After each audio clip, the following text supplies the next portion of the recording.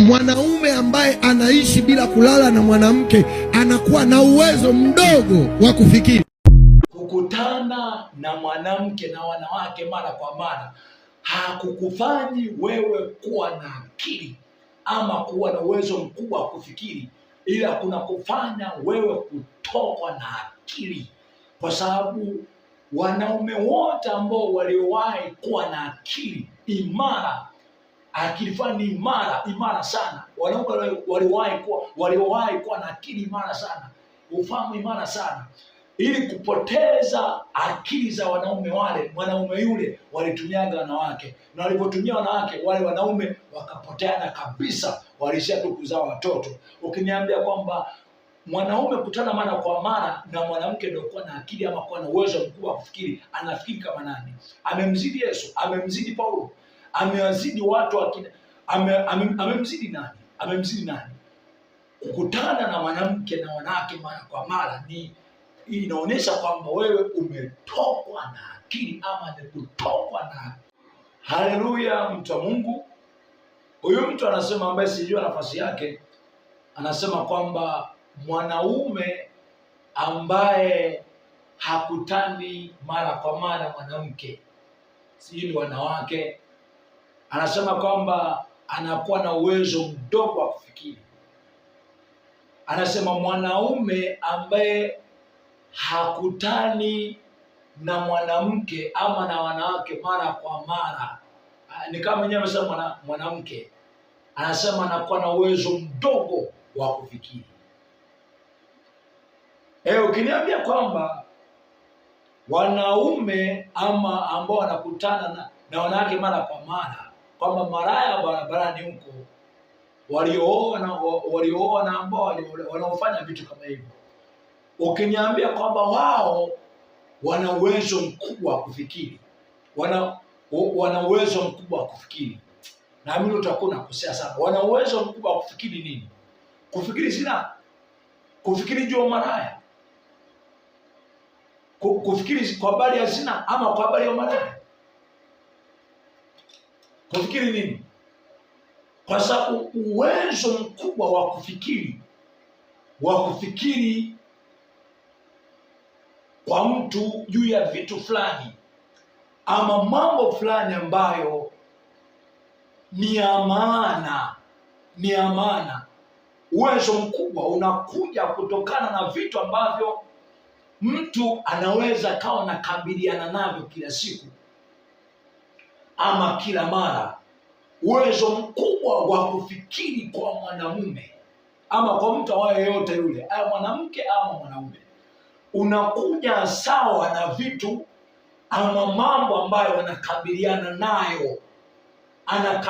nayo kila siku, ama kwa muda mwingi, kwa wakati mwingi, kila siku ama mara kwa mara. Uwezo mkubwa wa kufikiri ile jambo unakuja pale, yani usanaona leo amefanya hivi, anaona ni kama hakijatokea alichokuwa anakihitaji, anapiga hatua moja mbele, asema kesho nitaenda kupambana kwa sura hii, ataenda kupambana pale, atapambana, ataona ni kama hapa hajatokea, ataongezea hatua kwamba nipambane pale nipate matokeo ambayo nahitaji, atapambana kwa sura ile tofauti na mara mbili iliyopita kwa nyuma, atapambana. Uwezo mkubwa wa kufikiri kwa mtu unakuja sawasawa na mambo ambayo anakabiliana nayo.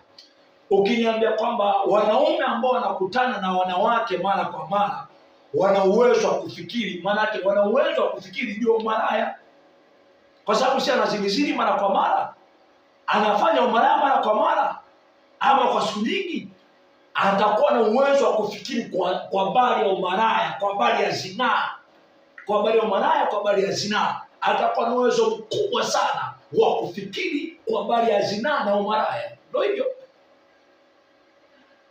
Akizidi hapo, atakuwa na uwezo wa kufikiri hapa sio wa kutafuta pesa, ili awe na uhakika zaidi, apate uwanja mpana wa kufanya umaraya.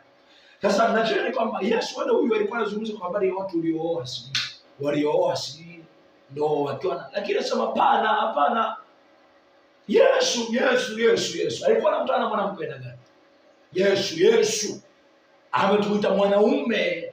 Isaya anasema kwamba kwa ajili yenu amezaliwa mtoto mwanamume, uweza wa kifalme utakuwa begani mwake, jina lake ataitwa Imanueli, Mungu pamoja nasi, Mungu pamoja na wanadamu. Yesu alikuwa na mke gani? Alikuwa na zina nani?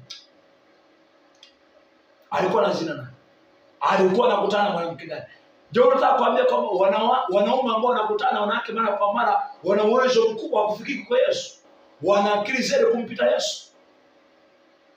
Na kama unasema kwamba wao wana uwezo wa kufikiri kwa kipimo gani? Umetumia kipimo gani? Umetumia vitu vya aina gani? Wanafikiri wanafanya nini? Kwa sababu uwezo wa kufikiri hatuuoni, kwa sababu wewe unasema una uwezo wa kufikiri. Uwezo wa kufikiri tunauona kwa vitu ambavyo unavifanya, unavyofanikisha mahali fulani, kwenye jamii fulani. Ndio maana eneo ambalo jamii yoyote iliwahi kuwa wanaume sensitive, wanaume imara sana, wanaume imara wenye akili ambao walikuwa na akili, ili kuharibu akili zao walitumia wanawake.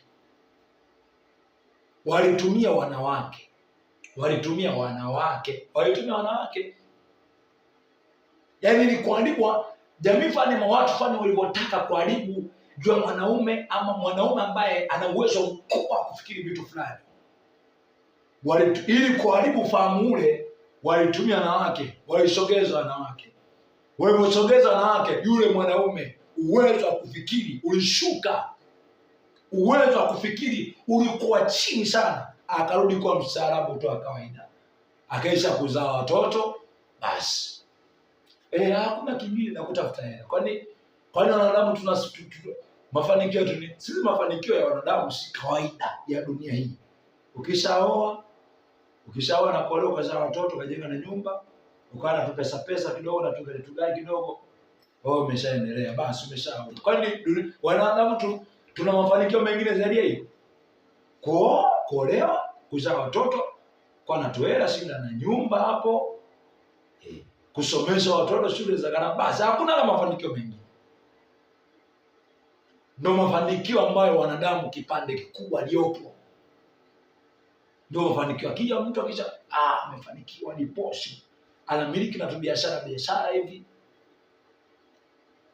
ndio huyo mara nyingi ndio ambaye alisema jamii amefanikiwa. Na hivyo sema kweli, kufanikiwa sio huko. Kufanikiwa ni uwezo mzuri. Yes, kweli kwamba kuishi vizuri na familia yako ni hatua ya kwanza kwamba wewe umefanikiwa. Unaweza kufanikiwa, lakini haishi tu hapo.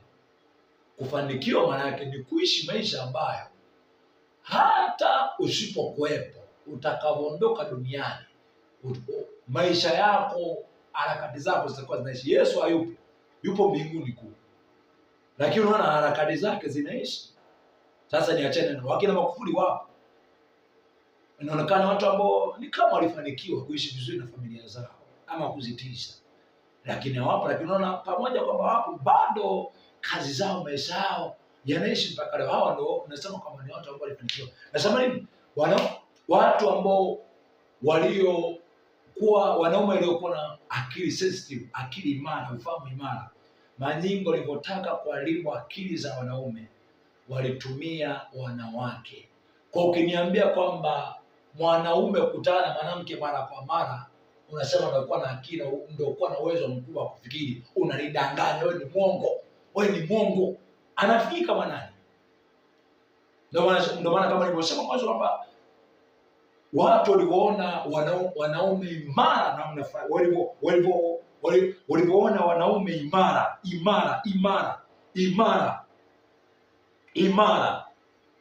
wanaume imara, sensitive akili, walitumia wanawake. Wanaume wale wakapoteza dira, wakati watu wa kawaida tu wakawa vitu vya kawaida tu, wakasarabika. Nasema nini? Ukiniambia kwamba mwanaume kukutana na mwanamke wanapambana ndio kuwa na uwezo wa kufikiri, unanidanganya, wewe ni mwongo. Unafikiri kama nani? Unafikiri kama Yesu? Unafikiri kama Paulo? Mbona kina Paulo ni watu ambao wanaonekana walikuwa hawajaoa, maana hawakutani na wanawake. Paulo alikuwa anakutana na mwanamke aina gani? Walikuwa anakutana na mwanamke. Lakini unasini watu ambao walikuwa na uwezo mkubwa wa kufikiri. Je, unataka kutuambia wewe Mwandeko ambaye unasema kwamba mwanaume ambaye anakutana mara kwa mara na mwanamke ana uwezo wa kuzidi? Nani ana akili? Au wewe ndio una akili? Una akili kama nani? Una akili kama za Paulo? Una akili kama ufahamu wa Paulo? Una kama wa Yesu unao? Unafikiri kama huo? Kwanza kuna watu ambao walivyokuwa na kusudi fulani wajitenga kipande, baadhi yao wajitenga, yani walikaa mbalimbali kidogo na wake zao kidogo. Ndio maana kina Petro anasema kwamba tumeacha vyote, tumeacha wake zetu, tutapata nini? Wakina Petro wanasema hivi, tumeacha vyote tumekufuata, tumeacha wake zetu. Akina Petro walikuwa na wake, tumeacha, tutapata nini? Waliokuwa na kwenye jambo fulani, aidha wana mawili, aidha wanawake, waliamua kuambatana na wazo la mume, lakini wengi wao ni kama vya familia vilipungua kidogo. Watu ambao waliendelea kwenye jambo fulani. Nasema nini? Wewe kukutana na mwanamke mara kwa mara ikufanye kuwa na akili, inakufanya wewe kutokwa na akili. Misali 6:6 anasema kwamba 62 basi anasema kwamba mtu azinie na mwanamke ana akili kabisa, ametokwa na akili. Mtu azinie na mwanamke ana akili, ametokwa na akili, ametokwa na ubinadamu. Azinie na mwanamke hana akili. Umesikia? Hana akili. Kuniambia kwamba nanilia kuzia na mwanamke mara kwa mara ndio na akili? Hapana. Ni kutokwa na akili. Japokuwa siyasema kwamba waliooa, siyasema kwamba ni dhambi, ila kuniambia kwamba kutana tu kama punda tu. Unaona?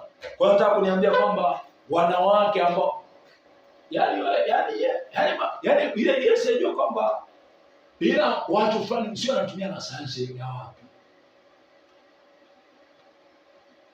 Wanatumia la sayansi.